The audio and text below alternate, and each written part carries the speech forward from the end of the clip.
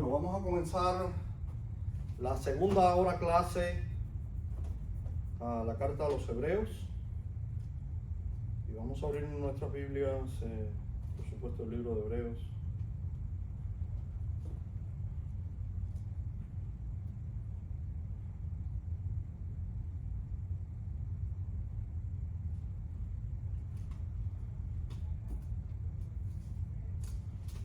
Nos quedamos en la clase pasada en el verso número 7. Y el verso 7 dice: y ciertamente con respecto a los ángeles, dice, el que hace sus ángeles espíritus y a sus ministros llama de fuego. Y recuerdo cómo Alvarito preguntaba, ven acá, ¿y es literal eso de fuego? ¿Cómo? La llama de fuego. Y yo le leía lo que el doctor Ruhlman había comentado acerca de un amigo que tenía y que cogió esto tan literal que fue y le prendió candela a una tienda pornográfica. Y hay muchas cosas en la Biblia que no podemos tomarlas literal, y esto es una de ellas. Cuando hablamos de llama de fuego, sus ministros, está hablando de esa llama que sentimos por el Señor y por las cosas del Señor.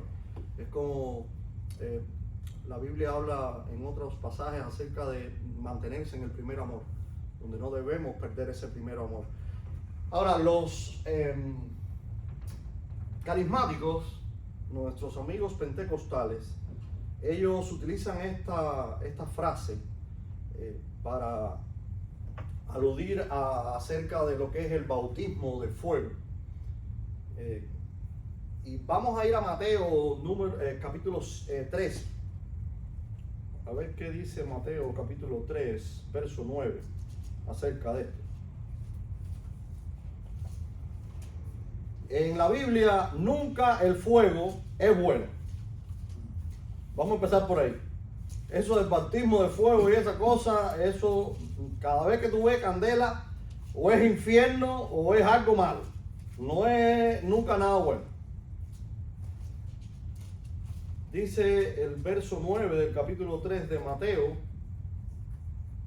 y no penséis en deciros a Abraham, tenemos por padre, porque yo os digo que puede Dios despertar hijos de Abraham aún de estas piedras. Ahora ya también el hacha está puesta a la raíz de los árboles, y todo árbol que no hace buen fruto es cortado y echado al fuego. A la verdad yo os bautizo en agua para arrepentimiento, mas el que viene en pos de mí, más poderoso es que yo, los zapatos del cual yo no soy digno de llevar. Él os bautizará con Espíritu Santo y fuego. Y cuando está hablando aquí el Señor Jesucristo de ese bautismo en fuego, Espíritu Santo y fuego, y si te fijas en el verso anterior, dice que el árbol que no da buen fruto es cortado y echado en el fuego.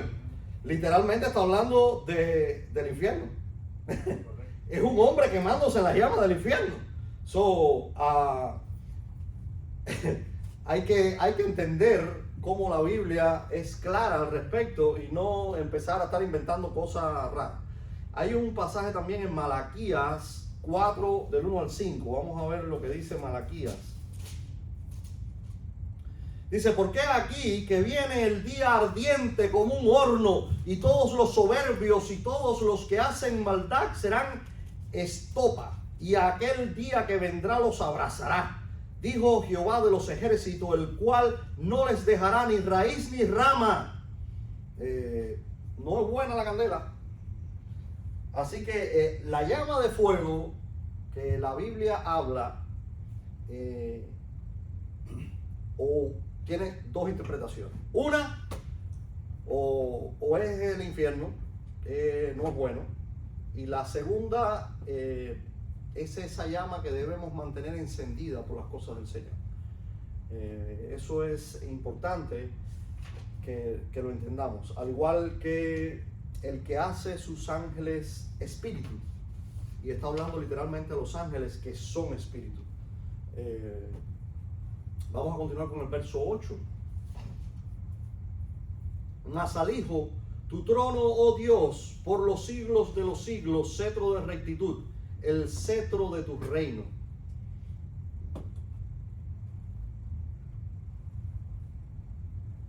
Tú sabes, en la Biblia de los Testigos de Jehová quitan la palabra por los siglos de los siglos.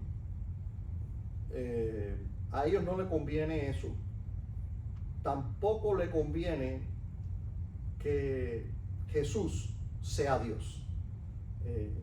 En primera de Timoteo 3:16, Dios llama literalmente a Jesús Dios. Jesús es Dios.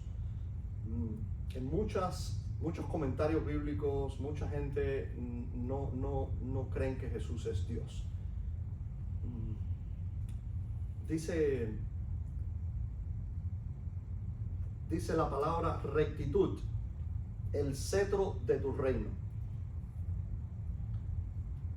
Nadie ha reinado nunca con rectitud en este mundo. Eso no ha existido jamás. El único que va a poder reinar con rectitud va a ser Jesucristo en el milenio. Aquí es una de las pruebas más que tenemos de que este libro no aplica nunca a la edad de la iglesia. Porque no existe rectitud en este mundo en que estamos viviendo. Eso no lo hay. Eso lo vamos a explicar ahorita, las cosas que han sido cambiadas en las nuevas versiones de la Biblia. La gracia puede reinar en nuestros corazones. Por gracia somos salvos. En Romanos 5:17, en Romanos también nos habla de la justicia, el don de la justicia. Tenemos ese don de Dios, es un regalo de Dios. Pero rectitud, I'm sorry, pero no existe rectitud en este mundo tan asqueroso, tan sucio. Menos de los que quieren hacerse santurrones y no lo son. Los reinos de este mundo no. Pero cuando el Señor venga, en Mateo 25, del 31 a 34, y asuma su reino como rey de la tierra, en Zacarías 14:9, sobre todos los reinos de este mundo, ya ahí sí va a haber rectitud, como dice aquí la palabra del Señor. De rectitud, el cetro de tu reino, cetro de rectitud, a eso es a lo que se refiere. Por los siglos de los siglos. Es algo muy interesante como cuando el diablo estaba tentando a Jesús en el desierto, dice que lo llevó al pináculo del templo y le enseñó todos los reinos del mundo. Y le dijo, todo esto te daré si postrado me adorares. Todo esto es mío, a mí me fue otorgado. Y a quien quiera se lo doy. Apártate de mí, Satanás, porque al Señor tu Dios adorarás y a Él solo servirás. Pero la gente no acaba de entender de que este mundo no le pertenece al Señor todavía. Y este libro es tan profundo y tan interesante que cuando tú entiendes el libro, es la llave para abrir muchas doctrinas de la Biblia que antes no entendías. Y hay tanta confusión. El otro día te mandé un pasaje de Hebreos capítulo 1, habló de muchas maneras y muchas veces y con muchas palabras, aplicándolo a nosotros, a la edad de la iglesia. Pastores de nuestra Biblia, pastores que han estudiado nuestra versión, que han estudiado cómo distribuir las escrituras, y aún así siguen confusos muchas veces doctrinalmente con respecto a la palabra de Dios. Pero bueno, ¿qué vamos a hacer? Seguimos con el verso 9 y dice, hoy Dios mediante vamos a tratar de terminar el capítulo 1 para la próxima clase comenzar entonces en el capítulo 2. Esto tiene tanta tela por donde cortar y tanto que explicar que a veces va a ser difícil. Nos va a tomar muchísimo tiempo el libro de los Hebreos. Dice el verso 9, amaste la justicia y aborreciste la maldad. Si te das cuenta, No se puede ser un amador sin ser un aborrecedor. Las dos cosas van de la mano. Dios es amor, pero también es fuego consumidor. No hay manera de tú poder amar a alguien si no aborreces la maldad que hay ahí. Por eso es que hay una doctrina muy famosa en la cristiandad hoy en día que dice que Dios ama al pecador, pero aborrece el pecado. Y eso es lo más falso que tú puedas escuchar. Dios no ama ni al pecador ni al pecado. Él lo aborrece. Él te ama cuando tú reconoces que tú eres pecador, tú te arrepientes de tus pecados, aceptas a su Hijo Jesucristo muriendo en la cruz del Calvario para librarte de esos pecados. Automáticamente hay una circuncisión espiritual en tu vida y ya Él no mira más esa carne pecaminosa tuya. Él está mirando entonces esa alma salva por la sangre y limpia por la sangre de Jesucristo. Pero Jesús y Dios, que es el mismo, no aman ni al pecador ni al pecado. Lo aborrece. Y fíjate si lo ama, que si no se arrepiente va para el infierno.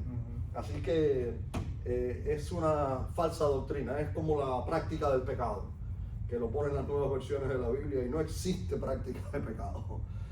El que hace pecado, porque todos hacemos pecado, de eso no nos vamos a librar hasta que no lleguemos arriba. El punto está en tu corazón. Amaste la justicia y aborreciste la maldad. Por esto Dios, tu Dios, te ungió con el aceite de alegría más que a tus compañeros. Y el aceite de alegría es un símbolo, es una tipología del Espíritu Santo. Y es tipificado en el Antiguo Testamento cuando se unge a Aarón y a sus hijos como sacerdote. También en Melquisedec. Eso está en el Salmo 133, cuando dice: mirad cuán bueno y cuán delicioso es habitar los hermanos juntos en armonía. Es como el buen óleo que corre sobre las barbas, la barba de Aarón y todas esas cosas. El aceite de alegría es una tipología del Espíritu Santo. Ahora, esos hombres antes no tenían el Espíritu Santo. El Espíritu Santo vino después. Jesucristo dice: yo me iré, pero enviaré al Consolador. Nosotros tenemos el Espíritu Santo con el cual somos sellados cuando aceptamos a Cristo. Pero en aquel tiempo, esos sacerdotes no tenían al Espíritu Santo. El primero que fue engendrado por el Espíritu Santo en el vientre de María fue Jesucristo. Y por eso es que dice aquí: más que a tus compañeros. Dice con el aceite de alegría más que a tus compañeros. Y cuando se refiere a los compañeros, según habla aquí, según comenta el doctor Ruhlman, se refiere precisamente a Aarón, a Melquisedec y a los hijos de Aarón. Y cuando habla de la cabeza, está hablando claramente, dice la cabeza de Aarón, y desciende sobre sus barbas, y habla de nuestra cabeza, que debe ser Jesucristo. Y la referencia que nos da es en Colosenses 1:18. Nosotros somos el cuerpo, Él es nuestra cabeza.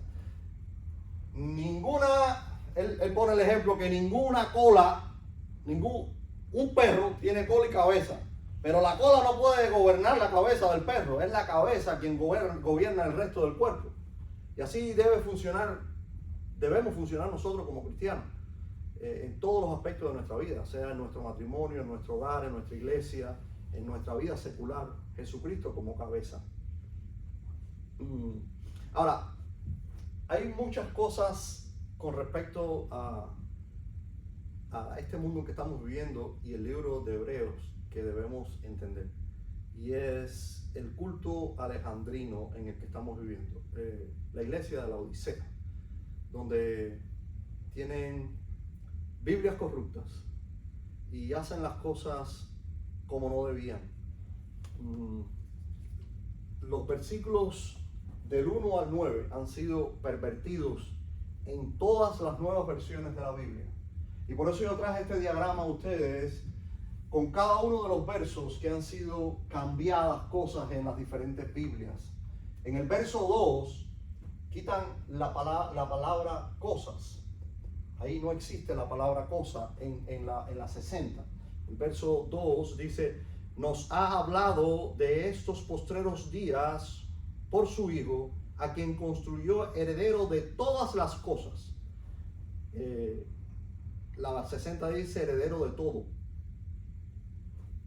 El verso 3 dice: el cual, siendo el resplandor de su gloria y la imagen expresa de su sustancia. La imagen expresa, todas las nuevas versiones cambian la palabra imagen expresa y ponen en imagen misma. Ahora, hay una gran confusión con respecto a esto. Y ellos acuden supuestamente a los manuscritos originales, plenarios y verbalmente inspirados. Ellos creen fielmente en lo que dicen los nuevos, los manuscritos encontrados en Alejandría. Alejandría, que bien dicho sea de paso, es Egipto, tipología del mundo, y son los manuscritos por los cuales se guía la cristiandad de hoy en día, por la cual fue traducida la versión 60 y la Septuaginta. La imagen expresa de la sustancia de Dios está tipificado en el nuevo nacimiento. Es la imagen que reemplaza el nuevo nacimiento. Nosotros entendemos que Jesús es Dios, por lo tanto es la imagen expresa, no la misma imagen. Yo te voy a poner unos ejemplos que pone aquí el comentarista.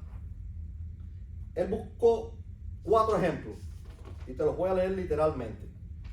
Cómo cambian las cosas. Y oye lo que dice la cristiandad hoy en día acerca de este pasaje. Dice la Universidad de Bob Jones. Bob Jones es una universidad muy famosa en cuanto a los pastores graduados de la Convención Bautista del Sur. Ha estado por más de 20 años ahí y dice en su comentario Bob Jones: Cristo no es la imagen de Dios. Él es meramente la exacta representación de su naturaleza. ¡Wow! Los miembros de la facultad de Wheaton and Moody y la NBI cambian la palabra imagen de Dios y ponen representación de su ser. Dice: Cristo no es la imagen de Dios, Él es la representación de su ser. Muy fuerte. Dice la Biblia viviente: Cristo no es la imagen de Dios, Él es simplemente, es marcado como Dios. Es que yo pensaba que eran solamente los testigos de Jehová que no creían a Jesucristo como Dios, pero es que los nuevos comentaristas bíblicos y las nuevas Biblias, y lo único que hacen es tratar de quitarle, y el diablo es astuto, lo hacen precisamente para eso. En la escuela dominical de la Convención Bautista del Sur, por más de 30 años, envían unos folletos para dar clases de eso.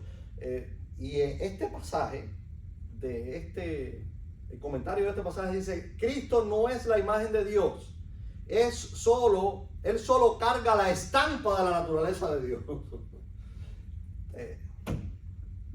Todo esto es fácil de solucionarlo. Solamente tienes que ir a Juan 14:9, donde dice: el que me ha visto a mí, ha visto al Padre. No hay nada más que... Entonces, eso no es la imagen expresa de Dios. Jesucristo es Dios. La otra palabra muy confusa con la cristiandad hoy en día es precisamente el que Jesucristo ha sido engendrado por el Espíritu Santo. Y aquí precisamente dice: a ningún otro, dice que fue engendrado. En el verso 5 a virar para atrás un poquito, dice, porque a cuál de los ángeles dijo Dios jamás, mi hijo eres tú, yo te he engendrado hoy. Y otra vez, yo seré el padre y él me será a mí hijo. El único engendrado en mujer por el Espíritu Santo se llama nuestro Señor Jesucristo, nuestro Redentor y Salvador de nuestros pecados.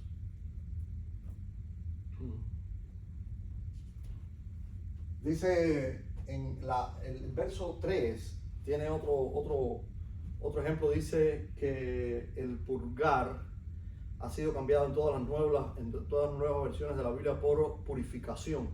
Dice, el cual siendo el resplandor de su gloria y la imagen expresa de su sustancia y sustentando todas las cosas con la palabra de su poder, habiendo hecho la purgación de nuestros pecados por sí mismo.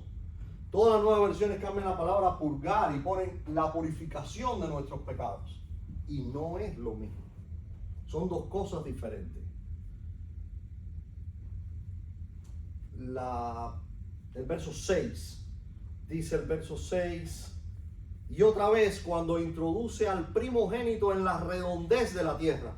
Todas las nuevas versiones quitan la palabra redondez de la tierra y ponen mundo.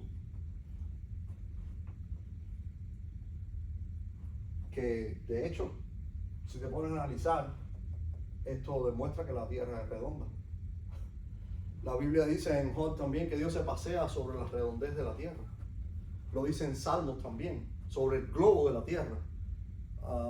¿Por cuánto tiempo se pensó de que la tierra era plana?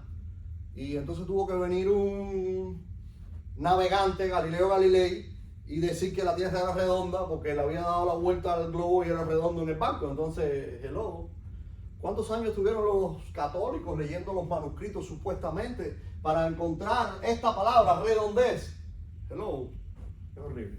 Pero bueno, en fin. El otro detalle que hablamos de eso en la clase pasada, y es en los postreros días. Y esto se enmarca en un detalle muy importante. Y por eso es que no nos aplica a nosotros con la edad de la iglesia. Porque el libro comienza con Juan el Bautista. Juan el Bautista, el libro a los hebreos, es el heraldo de los postreros días. Él estaba predicando lo que iba a pasar. Estaba cercano a esos postreros días.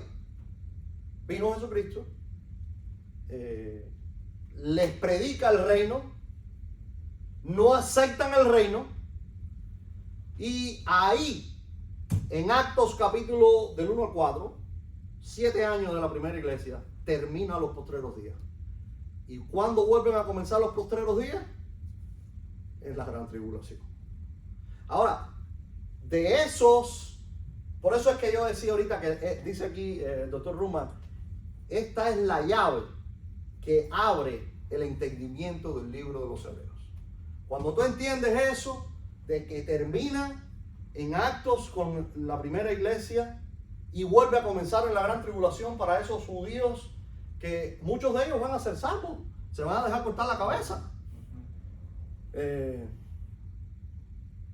Pero ellos rechazaron la ofrenda de los postreros días y entonces son pospuestos a las 70 semanas de Daniel.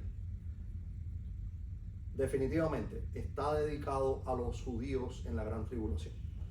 Casi todas las cosas se estiran desde que supuestamente iba a ser el reinado del Mesías, al no aceptar el Mesías, ellos entonces van a volver a buscar otro Mesías. Y no les va a salir muy bien la gracia, desafortunadamente.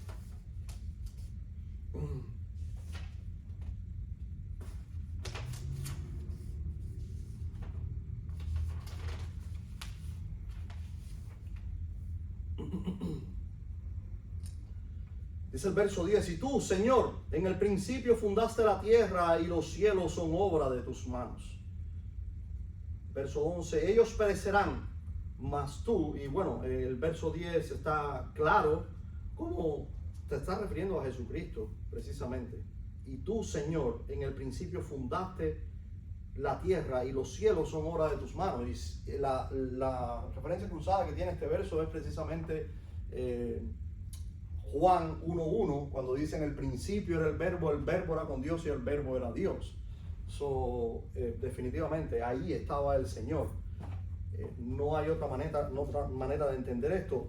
Dice el verso 11: ellos perecerán, mas tú eres permanente. Todos ellos envejecerse han como vestidura.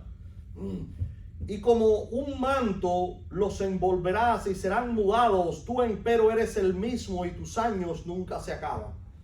Dios no se fatiga, Dios no se cansa. Pero tú sí te cansas, tú te fatigas. Nuestros carros se rompen, se gastan, se mueren. Las casas nuestras hay que darle mantenimiento porque se cansan, se mueren. Los libros, la ropa, las cosas que tenemos en este mundo, todo el universo, las matas se mueren, los animales se mueren, nosotros nos morimos. Todo es un desgaste total. El único que no envejece es el Señor. Porque no podemos entender muchas veces las leyes de entropía cuando nuestra mente finita no entiende lo que significa un Dios espíritu. Un Dios que no envejece, que no se cansa, que no se fatiga. Dice la Biblia, dice Dios a Moisés: yo soy el que soy. No hay causa o razón en esto. Él es quien es y no hay nada que hacer al respecto. Y como un manto lo envolverás y serán mudados. El verso 12 dice manto. Todas las nuevas versiones de la Biblia quitan la palabra manto y ponen vestido.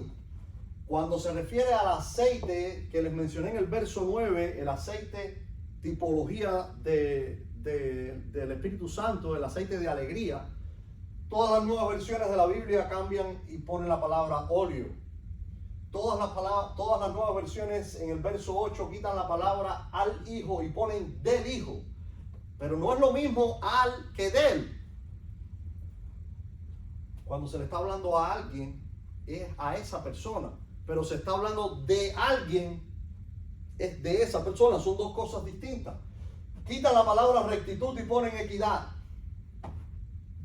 Quitan la palabra manto y ponen vestido.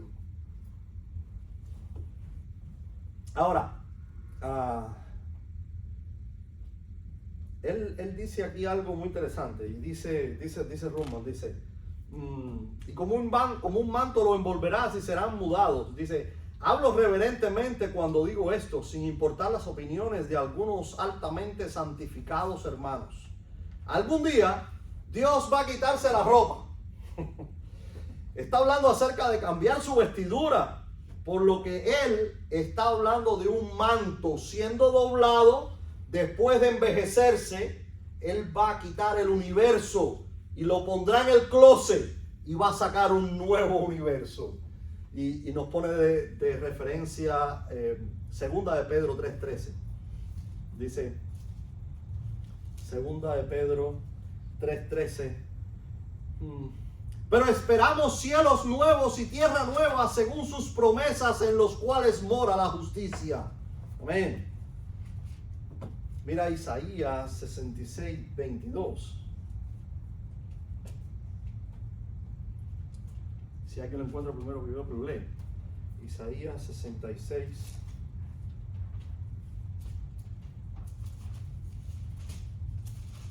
Verso 22, dice así la palabra del Señor. Léelo. Porque como los cielos nuevos y la tierra nueva que yo hago permanecen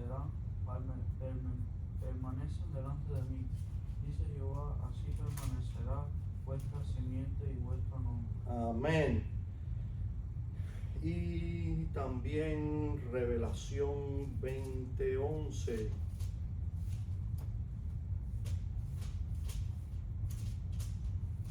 ¿Tienen leerlo? Y vi un gran trono blanco y al que estaba sentado sobre él, de delante del cual huyó la tierra y el cielo, y no se halló lugar para él. Y al final nos pone Proverbios 20, del 8 al 9. el Rey, que está en el trono de juicio, con su mirar disipa todo mal. ¿Quién podrá decir, yo he limpiado mi corazón, limpio estoy de mi pecado? Doblada pesa y doblada medida, abominación son a Jehová ambas cosas. Cuando haya tierra nueva y cielo nuevo, un nuevo universo, Dios va a doblar ese manto y va a hacerlo todo nuevo otra vez. Todo aquel que no fue hallado escrito en el libro de la vida va a ser doblado y guardado en el closet. Y ese closet no va a ser muy nice, que digamos. Va a ser un lago que arde con fuego y azufre, donde el gusano no muere, el dolor nunca se acaba.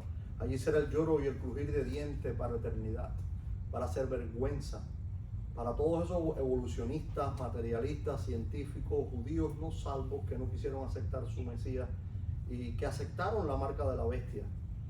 Esos van a ser como un manto, guardados, doblados, y habrá un nuevo universo.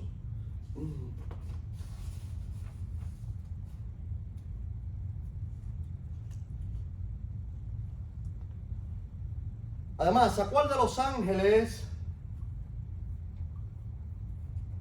dijo él jamás, asiéntate a mi diestra y hasta que ponga a tus enemigos por estrados de tus pies? Muy interesante.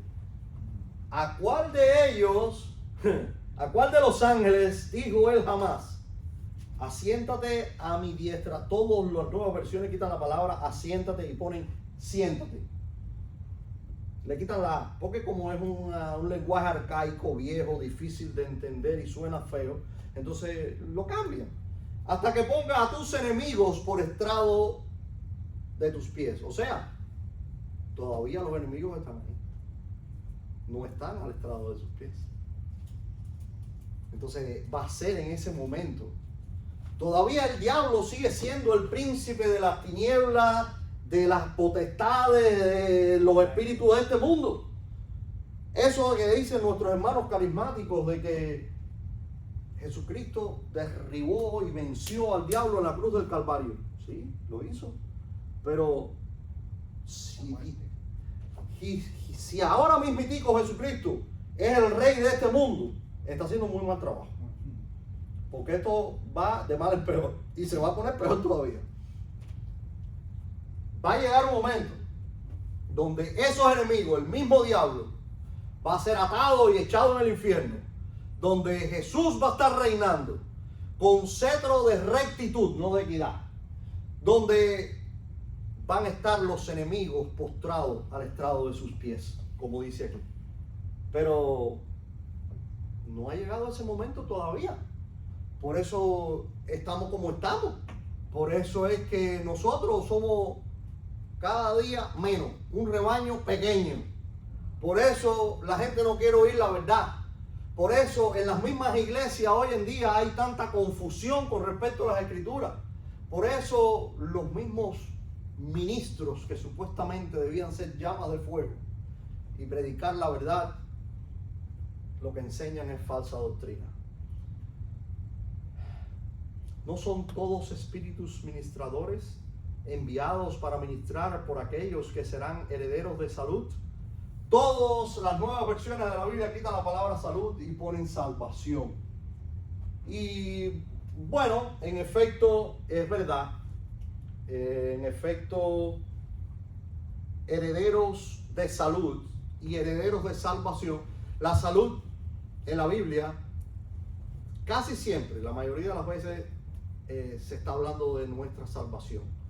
Pero por alguna razón Dios le puso salud. Mira, hay que entender una cosa. Las cosas que tú no puedas entender en la Biblia, no está por gusto el mandato que el Señor dice, escudriñar las escrituras. Tu trabajo es obedecer lo que la palabra enseña. No se trata de tú tratar de buscar una versión más fácil de entender. No es así que funciona. Cuando Dios te dice escudriña las escrituras, Tú necesitas, si no entiendes una palabra en tu lenguaje, busca un diccionario, infórmate, averigua, investiga qué significa, porque por algo Él la puso allí y no tienes por qué cambiarla. No sé por qué hoy en día todos los correctores bíblicos lo único que hacen es, bueno, yo sí sé, porque eso está pasando desde los primeros tiempos. El hombre siempre ha discutido con Dios. Él no le interesa mucho lo que Él dice y obedecer lo que Él dice. Él más bien quiere imponer su voluntad. El libre albedrío ese que sale por encima de lo que Dios dice siempre ha sido un problema y lo seguirá siendo hasta que Él venga de este cuerpo de muerte. Pero hay dos traducciones, dos posibles significados, por así decirlo, de lo que significa estos herederos de salud. Alguien me preguntaba un tiempo atrás, ¿por qué entonces, si no tiene que ver con nosotros, dice aquí herederos de salud, si está hablando precisamente de los judíos en la gran tribulación? Y bueno, precisamente esos mismos que perseveren hasta el fin de la gran tribulación sin tomar la marca de la bestia. Y fíjate, nota este detalle, va a ser por obra y por fe. Eso pudiera ser un significado, nada que ver con la edad de la iglesia. Y bueno, segundo, dice la lectura más acertada es que en el libro de Revelación, cuando lleguemos al punto en el cual Dios se va a cambiar sus vestiduras, ahí la eternidad entrará en vigor y los ángeles ministren a esos que han nacido de las naciones salvas. Hay mucha confusión con respecto a estas cosas del libro de los Hebreos. La cristiandad está, si pudiéramos entender realmente este libro,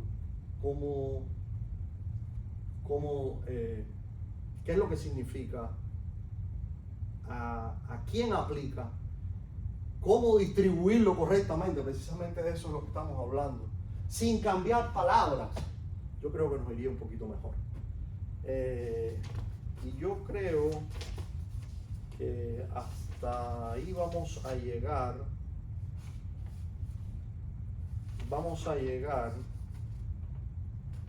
con el capítulo 1 de los Hebreos. La próxima vez vamos a comenzar con el capítulo 2. Ahora, hay tres cosas que debemos tener claras en el capítulo 1 del libro de los Hebreos. Primero, a modo de conclusión y a modo de recapitulación, es que esos postreros días, y lo hemos repetido una y otra vez, no aplica a la edad de la iglesia. Eso no funciona para nosotros.